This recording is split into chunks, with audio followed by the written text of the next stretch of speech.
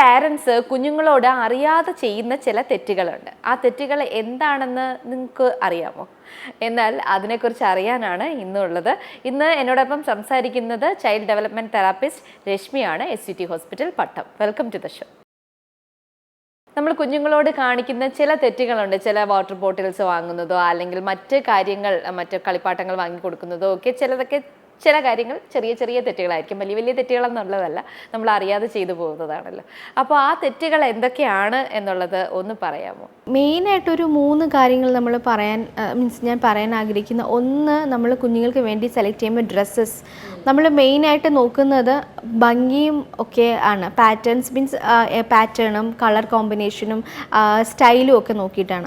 അപ്പോൾ ഇതൊക്കെ നോക്കുമ്പോൾ കുഞ്ഞുങ്ങൾക്ക് കൂടുതലും നമ്മൾ ചൂസ് ചെയ്യുന്നത് അക്രിലിക്, അതുപോലെ തന്നെ പോളിസ്റ്റർ, ആ ടൈപ്പ് ഓഫ് ക്ലോത്ത്സ് ആണ് നമ്മൾ കുഞ്ഞുങ്ങൾക്ക് യൂസ് ചെയ്യുന്നത്. പക്ഷെ അത് കുഞ്ഞുങ്ങളിൽ സ്കിന്നിൽ ഇറിറ്റേഷനും അതുപോലെ തന്നെ റാഷസും ഒക്കെ ഉണ്ടാവാനുള്ള ചാൻസസ് പക്ഷെ നമ്മൾ ഓർക്കുന്നില്ല. അതുകൊണ്ടാണ് മേ ബി വേറെ എന്തോ കൊണ്ടിട്ടായിരിക്കാം എന്നുള്ളൊരു ഓപ്ഷനിൽ നമ്മൾ മൈൻഡ് അങ്ങനെ ഇരിക്കും. പക്ഷേ ഈ ഒരു ഡ്രസ്സിൻ്റെ ഒരു രൂപത്തിലായിരിക്കും ചിലപ്പോൾ ആ റാഷസ് ഒക്കെ വരുന്നത്. അപ്പോൾ കഴിവതും കുഞ്ഞുങ്ങൾക്ക് നമുക്ക് ഡ്രസ്സ് സെലക്ട് ചെയ്യുമ്പോൾ കോട്ടൺ അല്ലെങ്കിൽ ലിനൻ ടൈപ്പ് ഓഫ് ഡ്രസ്സസ് ആണ് നമുക്ക് ഏറ്റവും സ്യൂട്ടായിട്ട്. പക്ഷേ അതിന് ഭംഗി കുറവായിരിക്കാം. പക്ഷേ കുഞ്ഞുങ്ങൾക്ക് ഏറ്റവും ചൂട് കാലത്ത് നമ്മൾ ഏറ്റവും യൂസ്ഫുൾ അല്ലെങ്കിൽ ഏറ്റവും നല്ലതെന്ന് പറയുന്നത് കോട്ടൺ ക്ലോത്ത്സ് ആണ്. അതാണ് കുഞ്ഞുങ്ങൾക്ക് ഏറ്റവും നല്ല ഒരു കംഫർട്ടായിട്ടുള്ളൊരു ഡ്രസ്സ് എന്ന് പറയുന്നത്. അപ്പോൾ അത് ഒന്ന് ഡ്രസ്സിൻ്റെ കാര്യത്തിൽ. പിന്നെ മിക്കവരും ഇപ്പോൾ അധ്യയന വർഷമൊക്കെ ആയി കഴിഞ്ഞതിന് ശേഷം ഇപ്പം പുതിയ സ്കൂളിലോട്ട് അല്ലെങ്കിൽ പുതിയ ക്ലാസ്സിലോട്ടൊക്കെ പോകുമ്പോൾ എല്ലാവരും പുതിയ കാര്യങ്ങളാണ് മേടിച്ചു കൊടുക്കുന്നത് അല്ലേ. അതിൽ മെയിൻലി ഒന്ന് വരുന്നതാണ് ടിഫിൻ ബോക്സും അതുപോലെ തന്നെ വാട്ടർ ബോട്ടിലും. അപ്പോൾ അതും ഇതുപോലെ തന്നെ പല രീതിയിൽ പല രൂപത്തിലൊക്കെ കുഞ്ഞുങ്ങളെ അട്രാക്റ്റ് ചെയ്യാനായിട്ടുണ്ട്. അപ്പോൾ നമ്മൾ നോക്കുമ്പോൾ അത് കുഞ്ഞുങ്ങൾക്ക് ഇഷ്ടപ്പെട്ടതായിരിക്കാം, പക്ഷേ നമ്മളത് സെലക്ട് ചെയ്ത് കൊടുക്കുകയും ചെയ്യും. അത് മിക്കപ്പോഴും പ്ലാസ്റ്റിക് ആയിരിക്കും. അപ്പോൾ ഈ പ്ലാസ്റ്റിക് കണ്ടൻറ്റിൽ രാവിലെ ധൃതി വെച്ചിട്ട് എന്തായാലും അത്രയധികം നന്നായിട്ട് ഭക്ഷണം ചൂട് മാറിയതിന് ശേഷമൊക്കെ എടുത്ത് വെക്കാനുള്ളത് കുറവ് തന്നെ ആയിരിക്കും അല്ലെ, ചെറിയ ചൂട് എന്തായാലും ഉണ്ടാവും. അപ്പോൾ അതിൽ വെക്കുന്ന സമയത്ത് കെമിക്കൽ കണ്ടൻറ്റ് പ്ലാസ്റ്റിക്കിലുണ്ട് അല്ലേ. അപ്പോൾ അത് ഈ ചൂടും കൂടെ ആകുമ്പോഴത്തേക്കും കുഞ്ഞുങ്ങളുടെ ഫുഡിൽ തന്നെ അത് ഹെൽത്തിനെ തന്നെ ബാധിക്കാനുള്ള ചാൻസസ് ഉണ്ട്. അപ്പോൾ നമ്മൾ കഴിവതും കുഞ്ഞുങ്ങൾക്ക് യൂസ് ചെയ്യാനായിട്ട് steel tiffin box, steel water ബോട്ടിലെല്ലാം കിട്ടും. അത് നമ്മൾ ഈ പറയുന്ന പോലെ അതിന് ഭംഗി കുറവാണ്. അപ്പോൾ അത് നമ്മൾ മേടിച്ചു കൊടുക്കാനായിട്ട് ശ്രദ്ധിക്കുക. 3, നമ്മൾ എവിടെയെങ്കിലും പോകുമ്പോൾ ആണെങ്കിലും അല്ലെങ്കിൽ കുഞ്ഞുമക്കളെ കൊണ്ടുപോകുമ്പോഴാണെങ്കിലും കൂടുതലായിട്ടും ക്രീംസ്, പെർഫ്യൂംസ്, അതുപോലെ തന്നെ ടാൽക്കം പൗഡർ, നന്നായിട്ട് പതയുള്ള ഷാംപൂസ്. അപ്പോൾ ഈ പതയുള്ള ഷാംപൂസും അങ്ങനെ സോപ്സൊക്കെ ആകുമ്പോഴത്തേക്കും എല്ലാവരും പെട്ടെന്ന് അഴുക്ക് പോവും. സോ അതുകൊണ്ടാണ് നമ്മൾ അങ്ങനത്തെ രീതിയിലുള്ള കണ്ടൻസ് മേടിക്കുന്നത്. അപ്പോൾ അതും കുഞ്ഞുങ്ങളെ സ്കിന്നിൽ ഇറിറ്റേഷൻ ഉണ്ടാവാനും അതും ഹെൽത്തിനെ തന്നെ കുഞ്ഞുങ്ങളെ ബാധിക്കാനുള്ള ചാൻസസ് കൂടുതലാണ്. നമുക്ക് കുഞ്ഞുങ്ങൾക്ക് വേണ്ടി തന്നെ pH കുറഞ്ഞ സോപ്പുകൾ അവൈലബിൾ ആണ്. അതുപോലെ തന്നെ നമ്മൾ ഷാംപൂവിൽ തന്നെ pH കണ്ടൻറ്റ് നോക്കി വാങ്ങിക്കുന്ന എത്ര പേരുണ്ട് എന്നറിയില്ല, കാരണം അത് വളരെ കുറവാണ്. നമ്മൾ ആ നെയിം നോക്കും, അതിൻ്റെ പ്രോഡക്റ്റ് ചിലപ്പോൾ MRP നോക്കുമായിരിക്കും, എക്സ്പയറി ഡേറ്റ് നോക്കുമായിരിക്കും.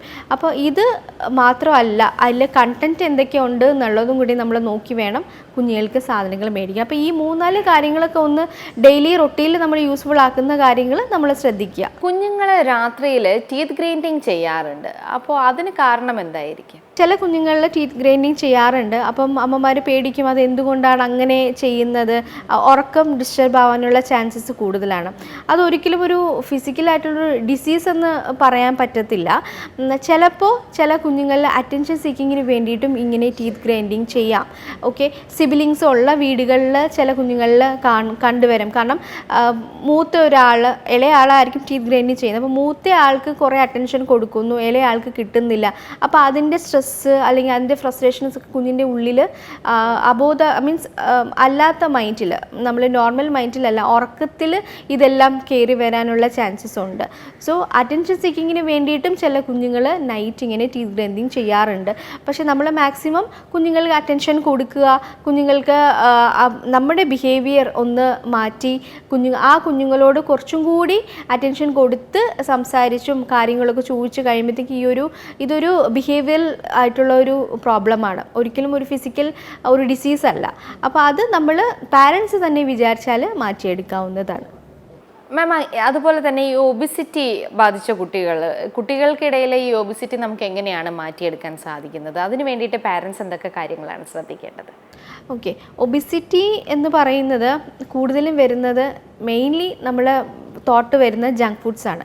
അപ്പോൾ നമ്മൾ എന്താ പറയുക, ഒരു 4-5 ഇയേഴ്സ് ആയിട്ടുള്ള കുഞ്ഞുങ്ങൾക്ക് കൂടുതലായിട്ട് നമ്മൾ വാങ്ങിച്ചു കൊടുക്കുന്നതും ജങ്ക് ഫുഡ്സ് തന്നെ ആയിരിക്കാം. അവർ പറയും പപ്സ് വേണം, അല്ലെങ്കിൽ ബർഗർ വേണം, അങ്ങനെ ഐറ്റംസ് പറയുമ്പോഴത്തേക്കും നമ്മൾ ഏതെങ്കിലും ആഴ്ചയിൽ ഒരു ദിവസമെങ്കിലും നമ്മൾ ഫുഡ്സ് വാങ്ങിച്ചു കൊടുക്കാത്തവർ വളരെ കുറവ് തന്നെ ആയിരിക്കും. പുറത്തുനിന്നുള്ള ഫുഡ്സും പ്രോസസ്ഡ് ഫുഡ്സും എല്ലാം.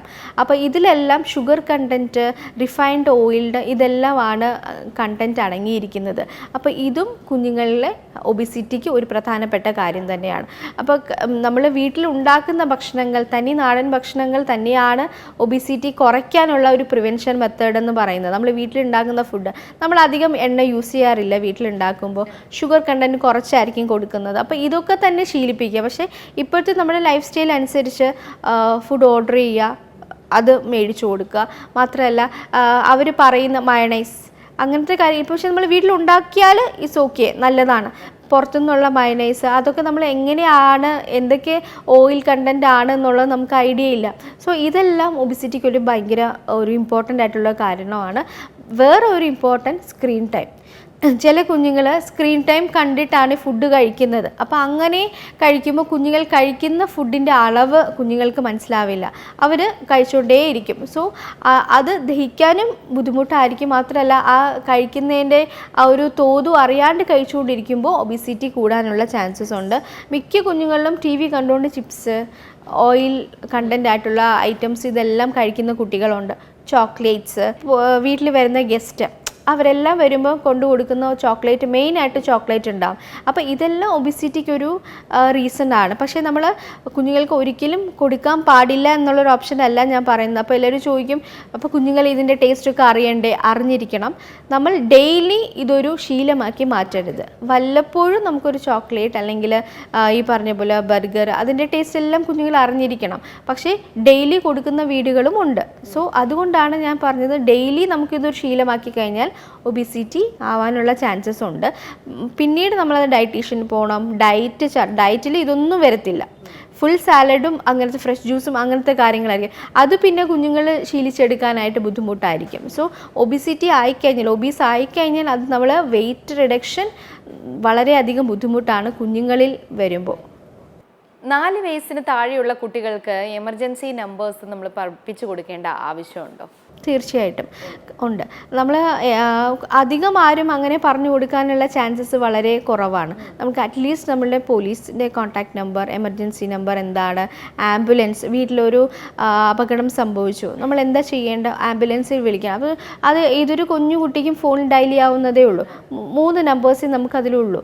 അപ്പോൾ അത് പഠിപ്പിച്ചു കൊടുക്കുക. പിന്നെ നമ്മൾ പുറത്തിറങ്ങി മീൻസ് കുഞ്ഞുങ്ങൾ ചിലപ്പോൾ ഒറ്റയ്ക്ക് പോയി വരുമ്പോൾ എന്തെങ്കിലും ഒരു ഇൻസിഡൻറ്റ് ഉണ്ടായി, ഉടനെ പോലീസ് വിളിക്കണം. സോ അതിൻ്റെ കോൺടാക്റ്റ് നമ്പർ, ഇതെല്ലാം നമ്മൾ പഠിപ്പിച്ചു കൊടുക്കേണ്ടത് വളരെയധികം അത്യാവശ്യമാണ്. ഈ ഇടയ്ക്ക് തന്നെ എനിക്കൊരു കോൾ വന്നത്, എൻ്റെ ഒരു റിലേറ്റീവാണ്, പേര് ഞാൻ പറയുന്നില്ല എന്നേ ഉള്ളൂ.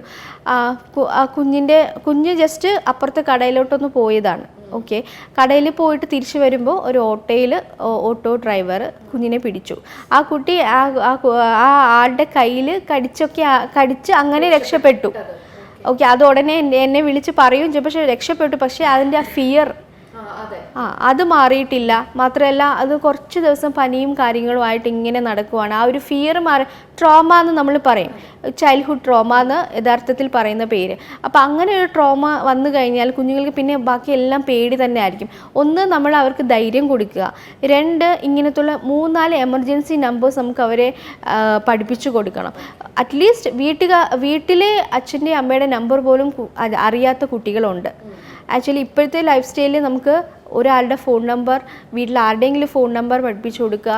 മാത്രമല്ല ഇതുപോലെ എമർജൻസി നമ്പർ 3-4 എണ്ണം കുഞ്ഞുങ്ങളെ പഠിപ്പിച്ചു കൊടുക്കേണ്ടത് ഏതെങ്കിലും ഒരു കാര്യത്തിൽ അവർക്കൊരു രക്ഷപ്പെടേണ്ടി വന്നാൽ അവർക്കൊരു കോൺടാക്റ്റ് ചെയ്യണം അല്ലെങ്കിൽ ഒരു ഫോൺ വിളിക്കണം എന്നുണ്ടെങ്കിൽ നമ്മൾ നമ്പേഴ്സ് പഠിപ്പിച്ചു കൊടുക്കേണ്ടത് അത്യാവശ്യമാണ്.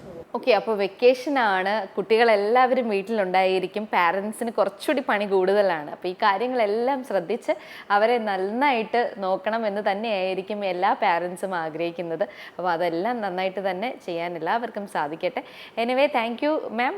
നല്ലൊരു കണ്ടന്റുമായിട്ട് വീണ്ടും എത്താം. Thank you.